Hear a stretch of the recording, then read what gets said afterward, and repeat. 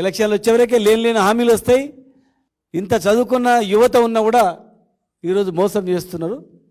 ఖచ్చితంగా తమిళనాడు తరహా తప్ప ఏది కాదని మా పార్టీ కమిట్మెంట్తో కొట్లాడింది అప్పటి నుంచి ఇప్పటివరకు కూడా. ఒకసారి ప్రెసిడెంట్ ఆఫ్ ఇండియాకి పంపుతారు, ఇంకోసారి ఢిల్లీ పోయి ధర్నా చేస్తారు, మళ్ళీ ఒకసారి జీవో ఇస్తారు. ఇప్పటి వరకు కూడా గవర్నర్ ఆమోదం లేదు. కోట్లు కొట్టేస్తామని తెలిసినా వీళ్ళే కోట్లు వేసి కొట్టేపిచ్చి ఇవాళ బీసీలను దగా చేస్తున్నారు, మోసం చేస్తున్నారు, చీటింగ్ చేస్తున్నారు. ఖచ్చితంగా దానికి ప్రతిఫలం తప్పదు. ప్రతి గ్రామానికి తీసుకెళ్తాం. ఇవాళ ఎస్సీ ఎస్టీ సప్లాన్లు కూడా తింటున్నారు.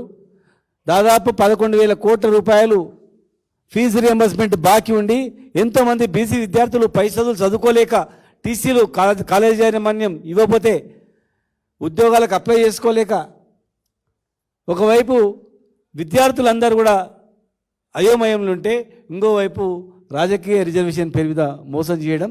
కాంగ్రెస్ పార్టీకి వీళ్లకు ఎలక్షన్ తప్ప ఏం లేదు. ఎలక్షన్ల తప్పు అబద్ధ హామీలతో ఎలక్షన్ బయటపడడం తప్ప వేరే ఆలోచన కూడా లేదు. ఖచ్చితంగా మేము సెమినార్లు పెడతాం, రౌండ్ టేబుల్ సమావేశాలు పెడతాం.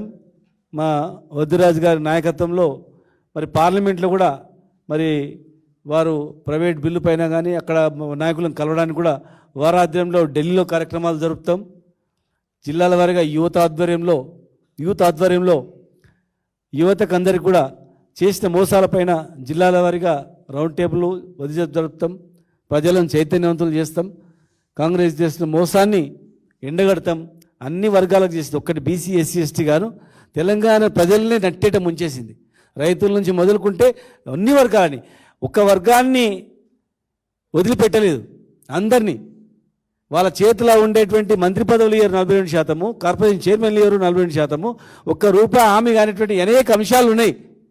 ఇలా యాదవులకు తీసుకెళ్తాం 3 లక్షలు ఏమైందని, మహిళల దగ్గరికి వెళ్తాం 2,500 ఏమైంది మీకు ఇచ్చేటువంటిదని, 6,000 పెన్షన్ ఏమైందని, వికలాంగుల దగ్గరికి వెళ్తాం 8,000 పెన్షన్ ఏమైందని.